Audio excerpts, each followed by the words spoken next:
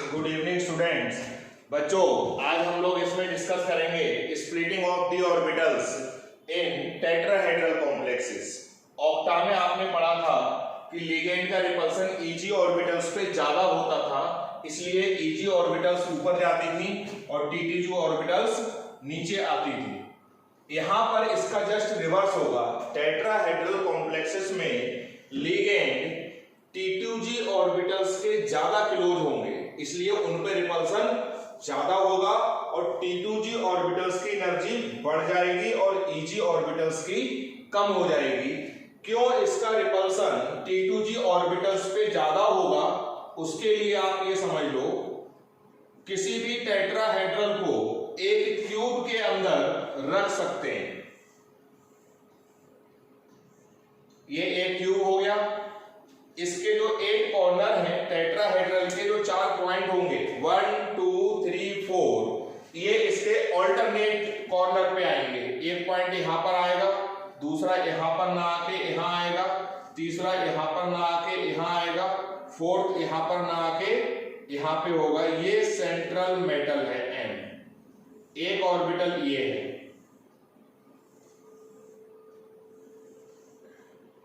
ये गड़बड़ हो गया,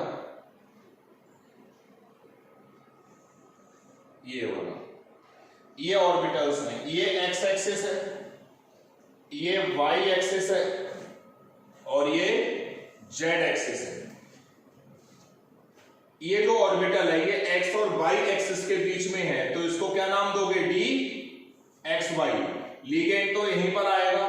लिगेंड जब आएगा तो इन ऑर्बिटल्स को ज्यादा रिपेल करेगा, क्योंकि लिगेंड इन ऑर्बिटल्स के क्लोज है, और जो ऑर्बिटल इस एक्सिस पे होगी, एक्स या वाई एक्सिस पे, लिगेंड उससे दूर होगा, तो लिगेंड का रिपल्सन इन ऑर्बिटल्स पे कम होगा, और जो बिटवीन द एक्सिस वाली ऑर्बिटल्स हैं उन पे रिपल्सन ज्यादा होगा। इसलिए ये जो ऑर्बिटल है ये है T2G, और जो ऑर्बिटल यहां पर होगी वो होगी EG। इलेक्ट्रॉन का रिपल्सन EG ऑर्बिटल पे कम होगा और T2G ऑर्बिटल्स पे ज्यादा होगा in case of tetrahedral complexes. तो इनकी जो स्प्लिटिंग होगी वो कैसी होगी मैं करके बता रहा हूं आपको, या आप डायरेक्ट रिवर्स में याद कर लेना कि जो केस टेट्राहेड्रल में है, ऑक्टाहेड्रल में केस उसका जस्ट रिवर्स होगा। 1 2 3 4 ये है D ऑर्बिटल्स, इन सबकी एनर्जी इस समय बराबर है। D generate crystal field effect जब लिगेंड आएगा, T2G ऑर्बिटल्स की एनर्जी ज्यादा होगी क्योंकि इन पे रिपल्सन ज्यादा होगा। EG ऑर्बिटल्स की एनर्जी कम होगी। ये EG ऑर्बिटल्स, ये स्ट्रॉन्ग फील्ड लिगेंड है, strong field ligand. Strong field ligand में ये एनर्जी डिफरेंस ज्यादा होता है। यहां पर ये जो एनर्जी डिफरेंस है ये 10 dq होगा, इसको यहां पर बोलेंगे 1 delta T, T for tetrahedral. यहां पर जब एक इलेक्ट्रॉन आएगा तो उसकी एनर्जी इंक्रीज कर जाएगी 4 dq अमाउंट से, और जब एक इलेक्ट्रॉन इसमें आएगा तो उसकी एनर्जी डिक्रीज कर जाएगी 6 dq अमाउंट से। टोटल जो डिफरेंस है वो 4 और 6 10 है।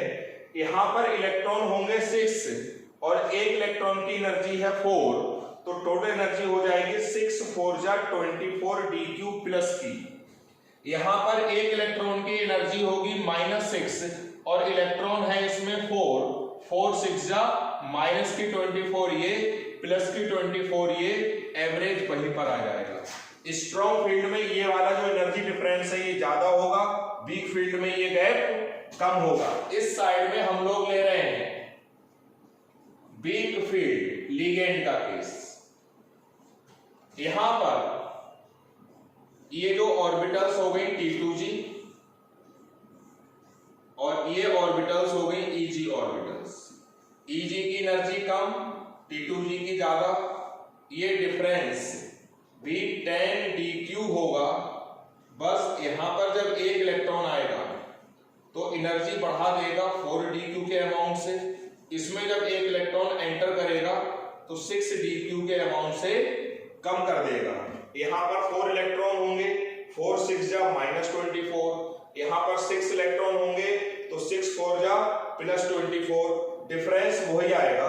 बस ध्यान ये रखना है वीक फील्ड में ये गैप कम होगा, स्ट्रॉन्ग फील्ड में ये गैप ज्यादा होगा। इसी एनर्जी को बोलते हैं crystal field splitting energy. Strong field में यहां पे आएंगे पहले इलेक्ट्रॉन 1 2 3 4, फिफ्थ इलेक्ट्रॉन ऊपर जाएगा। स्ट्रॉन्ग फील्ड में ये एनर्जी डिफरेंस बहुत ज्यादा होता है, तो जब ये लेवल पूरा भर जाएगा तब इलेक्ट्रॉन ऊपर जाएगा। यहां पर ये एनर्जी डिफरेंस कम होता है, तो यहां पर 1 2 3 4 5 6 इलेक्ट्रॉन जब आएगा तो पेयरिंग करेगा और वहां पर थर्ड इलेक्ट्रॉन पेयरिंग करेगा, जैसा कि हमने ऑक्टाहेड्रल में फिलिंग करी थी इलेक्ट्रॉन्स की, बिल्कुल सेम उसी प्रोसीजर में। फिर ध्यान रखना यहां पर 1 2 3 4 फिफ्थ इलेक्ट्रॉन ऊपर जाएगा और यहां पर 1 2 थर्ड इलेक्ट्रॉन ऊपर जाएगा। अब इसकी हम देखते हैं फिलिंग।